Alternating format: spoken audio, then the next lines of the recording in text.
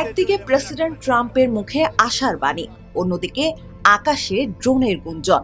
২৭ জুলাইয়ের এই বৈপরীত্যই বলে দিচ্ছে ৫ মাস ধরে চলা এই সংঘাত এখনো কতটা অনিশ্চিত এক মোড়ে দাঁড়িয়ে। ২৭ জুলাই ট্রাম্প বলেন, ইরানের সঙ্গে আমাদের ভালো আলোচনা চলছে, সংঘাত মেটাতে একটি চুক্তির সম্ভাবনাও আছে, তবে আলোচনা যদি ব্যর্থ হয় তাহলে ইরানে আবারও হামলা শুরু হবে। ট্রাম্পের এই বক্তব্যের আগে হঠাৎ করে ইরানের উপর ২ সপ্তাহের বিমান হামলা স্থগিত করে ওয়াশিংটন।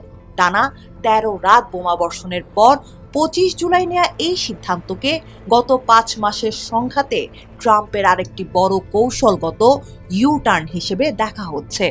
এছাড়া রয়টার্সকে এক জ্যেষ্ঠ ইরানি কর্মকর্তা জানিয়েছেন, যুক্তরাষ্ট্র হামলা বন্ধ রাখলে ইরানও পাল্টা হামলা বন্ধ রাখবে। টানা ১৩ রাত মার্কিন হামলার পর অভিযান স্থগিত ও আলোচনার খবর আসতেই বিশ্ববাজারে কমেছে তেলের দাম। মার্কিন অপরিশোধিত তেলের দাম ৮.২১% কমে ব্যারেল প্রতি ৮১.৯৮ ডলারে নেমেছে। ব্রেন্ট ক্রুড তেলের দাম কমেছে ৯.৩১%, দাঁড়িয়েছে ৮৭.৭৭ ডলারে। যদিও একাধিক মার্কিন গণমাধ্যমের প্রতিবেদনে বলা হয়েছে, সামরিক বাহিনীর পরামর্শেই ইরানে হামলা সাময়িকভাবে বন্ধ করেছেন ট্রাম্প। সামরিক কর্মকর্তাদের মতে, দীর্ঘদিনের বোমা হামলায় যুক্তরাষ্ট্রের হামলা চালানোর সক্ষমতা প্রায় শেষ হয়ে গিয়েছিল। এমনকি জয়েন্ট চিফস অফ স্টাফের চেয়ারম্যান জেনারেল ড্যান কেইনও নাকি এই উদ্বেগের কথা ট্রাম্পকে জানিয়েছিলেন। তবে অস্ত্রের ঘাটতির এই আশঙ্কা পুরোপুরি নাকচ করে দিয়েছেন ট্রাম্প। কিন্তু এই বিরতির মধ্যে পরিস্থিতি আবারও উত্তপ্ত হয়ে ওঠে। সৌদি আরব জানিয়েছে, রিয়াদ সহ দেশটির বিভিন্ন পেট্রোলিয়াম স্থাপনা লক্ষ্য করে আসা ড্রোন ভূপাতিত করেছে তারা। সৌদি কর্তৃপক্ষের দাবি, ইরাক থেকে এসব ড্রোন পাঠিয়েছে ইরান সমর্থিত সশস্ত্র গোষ্ঠীগুলো। এর জবাব দেওয়ার অধিকারও তারা সংরক্ষণ করছে।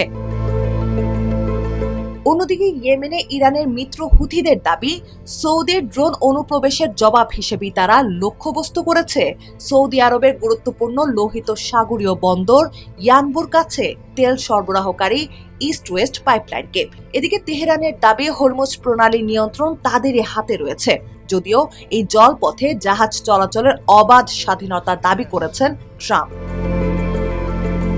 ঘটনা অবশ্য আজকের নয়। ইরানের পারমাণবিক কর্মসূচির মতো বড় বড় সমস্যা সমাধানের লক্ষ্যে আগস্টের শেষ নাগাদ আলোচনার জন্য যুক্তরাষ্ট্র ও ইরান জুনে একটি চুক্তিতে পৌঁছেছিল, কিন্তু সমস্যাটা লুকিয়ে আছে ভাষার মারপ্যাচে। হরমুজ প্রণালী নিয়ে সেই সমঝোতার স্মারকের ভাষা নিয়ে এখন দুই পক্ষের মতবিরোধ। ওয়াশিংটনের দাবি, চুক্তি অনুযায়ী হরমুজ দিয়ে জাহাজ চলাচলে ইরানকে বাধা দেওয়া যাবে না। অন্যদিকে ইরানের দাবি, চুক্তিটি তাদের জাহাজ চলাচল তদারকির অধিকার দিয়েছে।